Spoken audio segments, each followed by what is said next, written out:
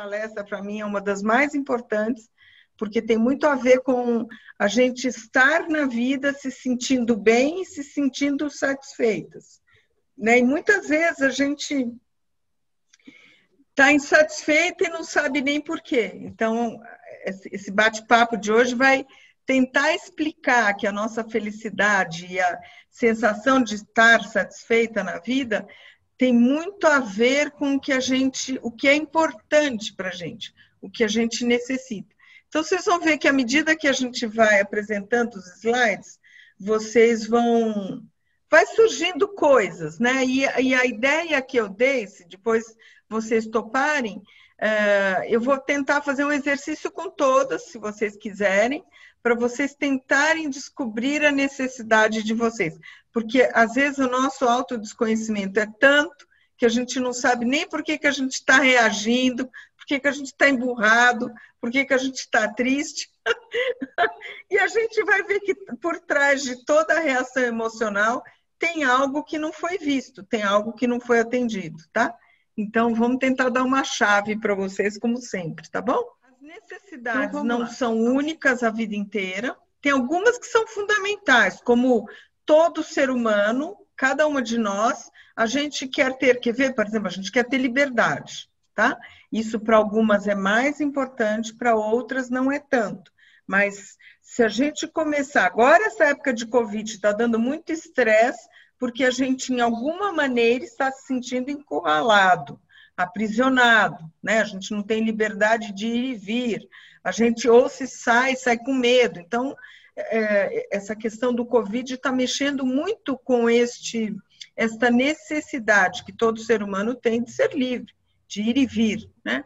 Então, é importante, antes da gente começar, falar que as necessidades, tem necessidades que são fundamentais, são essenciais como liberdade, respeito, nutrição, né?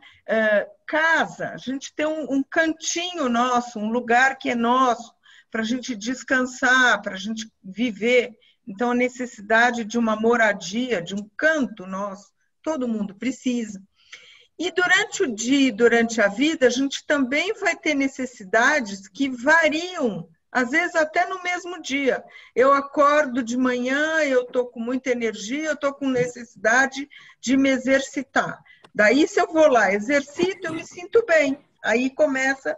Se a gente tivesse esse contato próximo com o que eu vou querendo, desejando e necessitando, a minha vida talvez fosse muito mais satisfatória. O que acontece, né? De repente, a gente tem necessidades emocionais, essas que são mais difíceis. A gente precisa de afeto, a gente precisa de atenção, a gente precisa de amor. E daí a gente projeta isso em outras pessoas fora. Queria que alguém me desse atenção, eu queria que alguém me desse ouvido, eu queria que alguém me visse, né?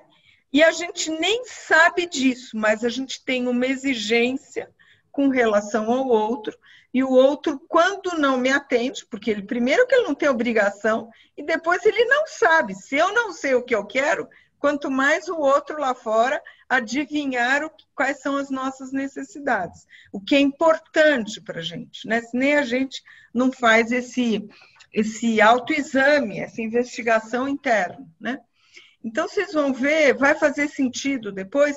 Agora, o que é importante que a Tati falou, por exemplo, no momento agora, de repente, a gente está precisando com mais, como que eu vou falar? Que a gente também está sendo privado de contato humano. Então, de repente, contato humano, nós somos seres sociáveis, né?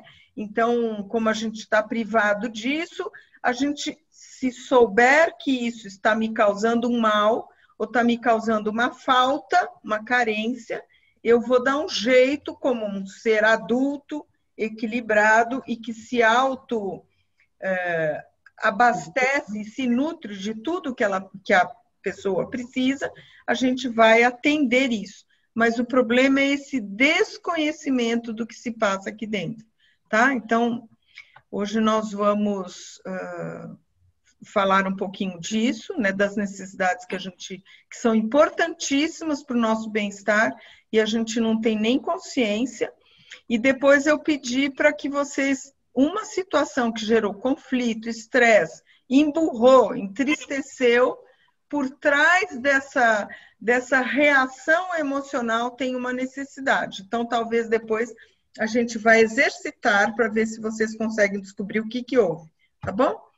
Então, vamos lá. Mas a gente vai ver o que é necessidade real, legítima, e o que é necessidade falsa, que uma vai encobrindo a outra, tá?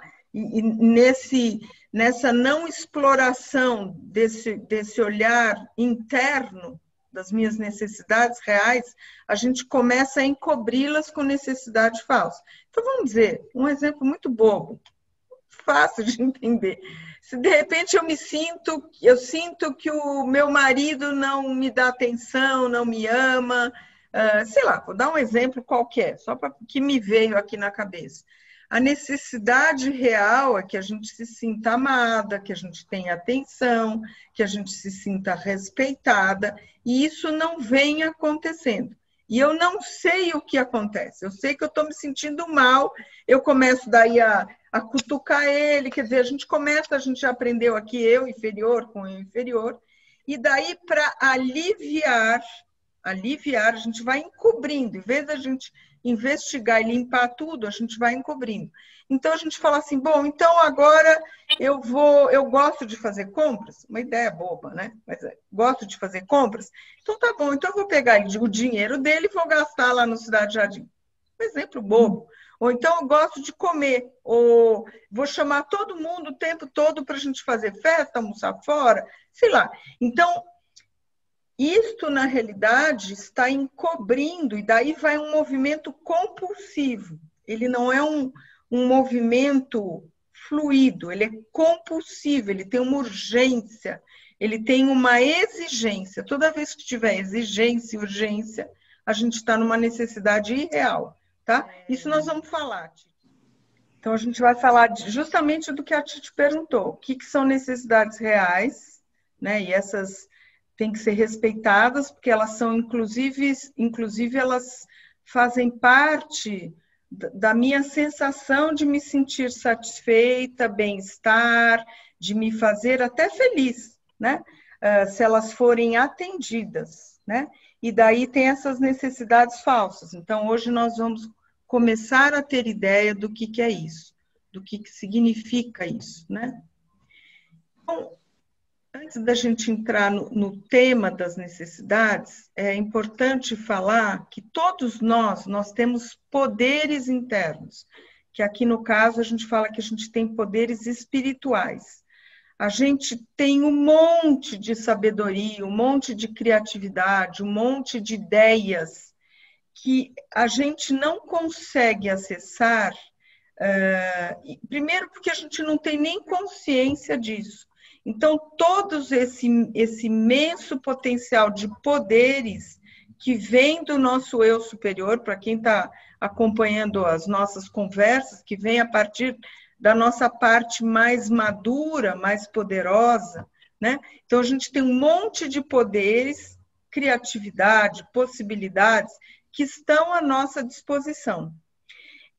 Mas esses poderes só podem ser acessados quando a gente está na nossa parte mais adulta, quando a gente está no nosso eu real. Isso a gente já falou em outras, em outras apresentações. À medida que o autoconhecimento vai avançando e a purificação vão acontecendo, a gente vai expandindo a nossa consciência além da consciência egóica. A gente vai vendo que dentro de nós tem um ser, uma força divina, uma luz interna, uma força vital, cada um vai chamar de um jeito, um Deus interno, uma divindade, um Ki, sei lá, cada um vai falar de uma maneira. Mas a partir do momento que a gente vai expandindo a nossa consciência, a gente começa a entrar em contato com esta consciência maior dentro de nós. Essa consciência que tem infinitas possibilidades, um potencial, uma sabedoria que está à nossa disposição. Mas eu preciso fazer esse caminho de autoconhecimento e expansão da consciência. Senão eu vou ficar atrelada à minha consciência egóica, pequena, individual, e eu não consigo nem incluir a opinião dos outros, tá? Então, isso é bem importante, a gente já falou bastante aqui sobre isso, né? Então, finalmente, através do autoconhecimento, da purificação interna, da expansão da consciência, a gente vai alcançando essa realidade, esse eu real, essa realidade interna, né? E essa realidade interna é que faz o universo conspirar a nosso favor. Isso pode parecer uma loucura, mas isso é verdade, isso é o que acontece, tá? Como que é o que é essa purificação? Nossa, vou ficar essa telinha de um lado para o outro.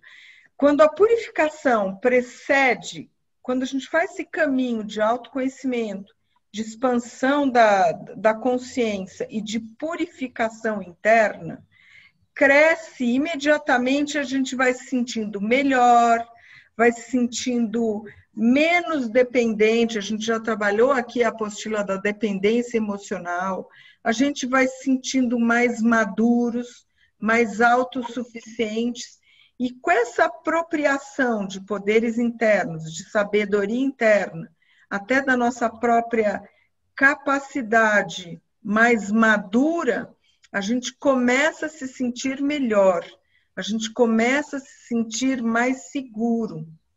As soluções para todos os problemas começam a estar mais acessíveis. Todos, não é de alguns, todos. Agora, de todos os potenciais ou poderes espirituais que estão à nossa disposição, o primeiro tem que ser o amor. O auto-amor. Por amor a mim, eu vou fazer essa expansão da consciência. Por amor a mim, eu vou olhar para as minhas necessidades e buscar atendê-las. A gente sai de uma postura infantil de dependência de que algo ou alguém lá fora nos atenda, e a gente vai para esse outro lado maduro, responsável, que assume agora a realização dos meus sonhos, das minhas necessidades, atender o que é importante para mim. Isso é um ato de auto-amor. Vocês entendem isso? Quando eu começo a prestar atenção em mim, começo a cuidar de mim, atender o que é importante para mim. Eu começo a amadurecer e sair desse estado imaturo de esperar que venha de fora. Então, isso que ele quer dizer aqui, que isso é um maior ato de amor que a gente faz para a gente mesmo. Então, esse auto-amor sendo despertado, outras intuições, outros poderes, outros insights vão surgindo a nosso favor, ok?